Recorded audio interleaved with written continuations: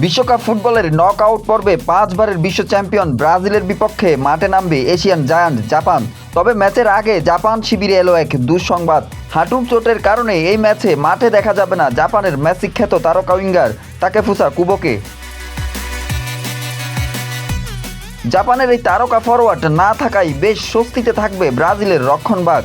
দলের অন্যতম সেরা এই ফুটবলারের অনুপস্থিতি নিশ্চিতভাবে সেলেসাওদের বাড়তি সুবিধা দেবে, যদিও ব্রাজিলকে এক বিন্দুও ছাড়তে রাজি নয় samurai ব্লুরা।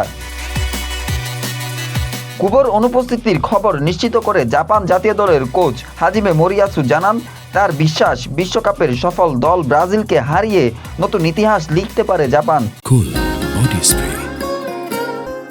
Long lasting fragrance. Get そうですね、ブラジル戦に関してবিশ্ব আমাদের অবমূল্যায়ন করলেও সেটাকেই প্রেরণা হিসেবে নিচ্ছে দল।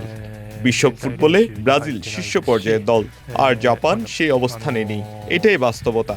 আমরা বিশ্বকাপ জিততে চাই, কিন্তু আগে কখনো সেই পর্যায়ে পৌঁছাতে পারিনি। আমরা প্রতিপক্ষকে সম্মান করি, তবে আগের ম্যাচে আমরা নিজেদের সামর্থ্য দেখিয়েছি। এবারও সুযোগ থাকলে আমরা ইতিহাস বদলাতে চাই। বাঁচা মরার এই ম্যাচে মাঠে নামতে পারে ব্রাজিলিয়ান তারকা নেইমারও। তবে কতক্ষণ তিনি খেলবেন তা পুরোপুরি মাঠের পরিস্থিতির উপর নির্ভর করবে বলে জানান কোচ আনচেলোত্তি। নেইমার এখন আগের চেয়ে অনেক বেশি ফিট, তবে তাকে ঠিক কতক্ষণ খেলানো হবে তা পুরোপুরি নির্ভর করবে মাঠের পরিস্থিতির ওপর। সে খুব ভালোভাবে নিজেকে প্রস্তুত করছে। গত এক সপ্তাহে সে অনেক উন্নতি করেছে। দুর্ভাগ্যবশত পুরো সময় সে আমাদের সঙ্গে অনুশীলন করতে পারেনি, তবে এখন সে 15 মিনিটের চেয়ে বেশি সময় খেলার জন্য সম্পূর্ণ প্রস্তুত। এর আগে ব্রাজিলের শেষ গ্রুপ ম্যাচে স্কটল্যান্ডের বিপক্ষে খেলার মধ্য দিয়ে দীর্ঘ 981 দিন পর জাতীয় দলের জার্সিতে প্রত্যাবর্তন ঘটে ব্রাজিলিয়ান এই পোস্টার বয়ের।